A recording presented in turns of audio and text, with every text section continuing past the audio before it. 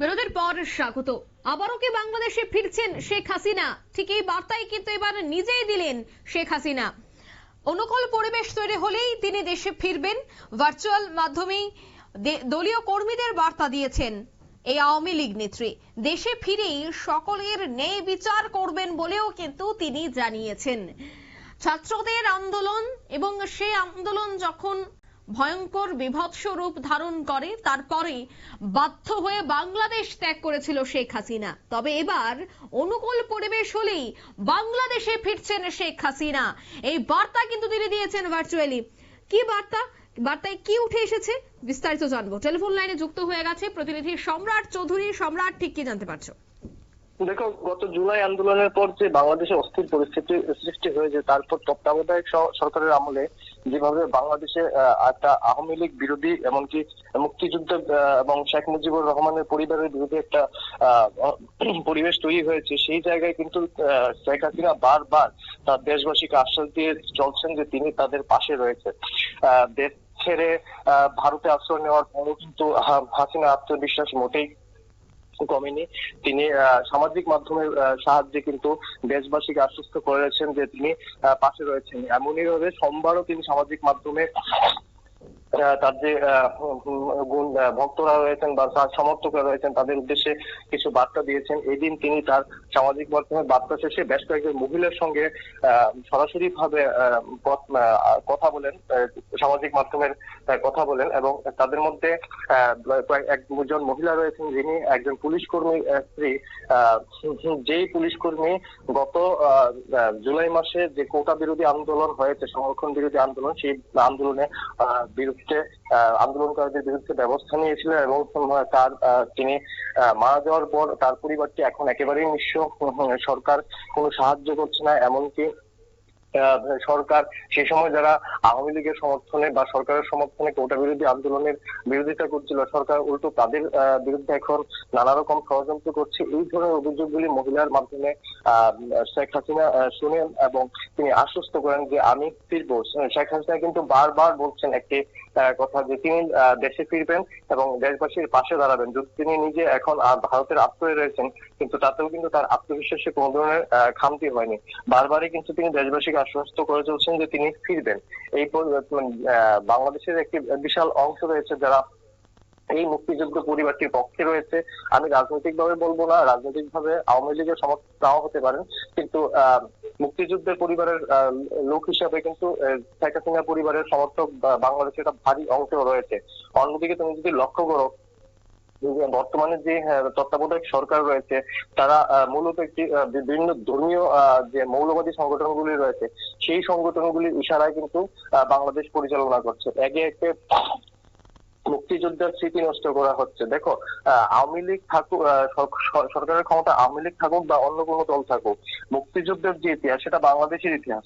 বাংলাদেশের সাধারণ মানুষ বাংলা ভাষার তাগিদে মুক্তিযোদ্ধা ডাক দিয়েছিলেন এবং সেই যুদ্ধে জয় করে বাংলা ভাষাকে প্রতিষ্ঠা করে একটি দেশ গঠন করেছিলেন।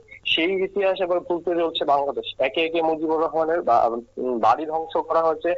মুক্তিযুদ্ধ সংশ্লিষ্ট যত স্মৃতি বলা হয়েছিল যে মুজিব সংক্রান্ত স্মৃতিগুলি নষ্ট করা হচ্ছে, কিন্তু সেগুলি শুধু মুজিবের স্মৃতি না, সেটি বাংলাদেশের ইতিহাসের স্মৃতি।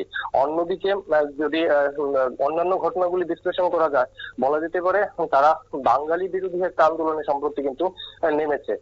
এই রাষ্ট্র যেভাবে পরিচালিত হচ্ছে বর্তমানে, তা পুরোপুরি মৌলবাদী সংগঠনগুলির অধীনে।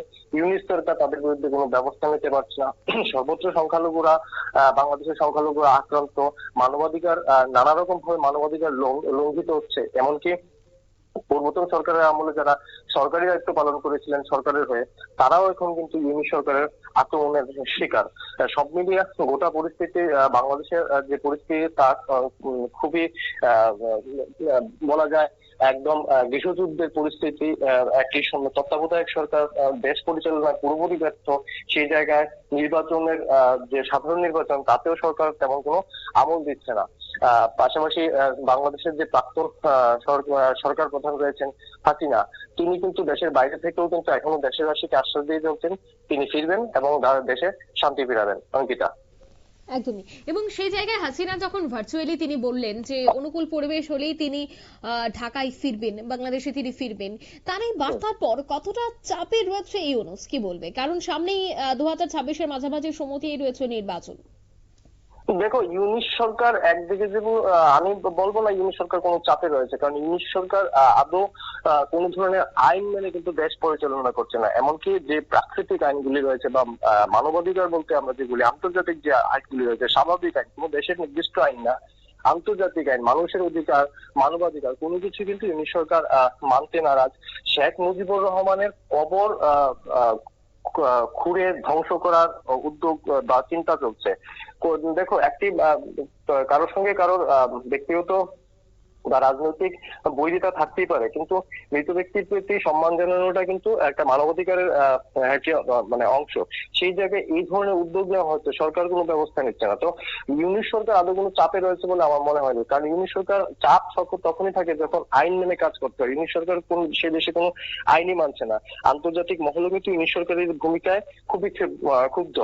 অন্যদিকে ইউনিসকে দেওয়া হয়েছে, মোহাম্মদ ইউনিসকে দায়িত্ব দেওয়া হয়েছে কি তত্ত্বাবধায়ক সরকার চালানোর জন্য, মানে গণতান্ত্রিক প্রক্রিয়ায় নতুন করে মানুষ সরকার গঠনের আগে একটি তত্ত্বাবধায়ক সরকার, যেহেতু দেশে একটি অচলাবস্থা দেখা যাচ্ছে, কিন্তু সেই তত্ত্বাবধায়ক সরকার কিন্তু রীতিমতো কোন নিরপেক্ষ ভূমিকা তো পালন করতেই পারছে না।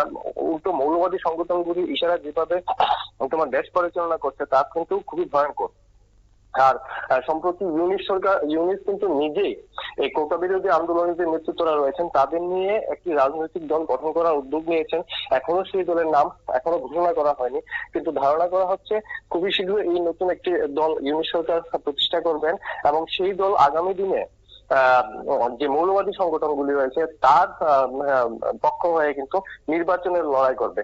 তো ইউনিশ সরকার ইতিমধ্যে নির্বাচনের লড়াই করে বাংলাদেশের একটা ক্ষমতায় আসার চিন্তা করছে। তো স্বাভাবিকভাবে এই যে তত্ত্বাবধায়ক সরকার রয়েছে তার ভূমিকা নিরপেক্ষ নয়, সেটাই কিন্তু স্বাভাবিক। সঙ্গীতা, ধন্যবাদ সম্রাট।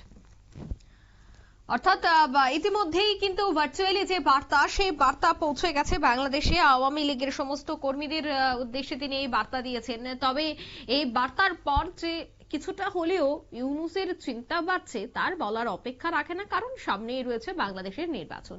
নিয়ে নিচ্ছে মুহূর্তে ছোট্ট একটি বিজ্ঞাপন বিরতি, সঙ্গে থাকুন।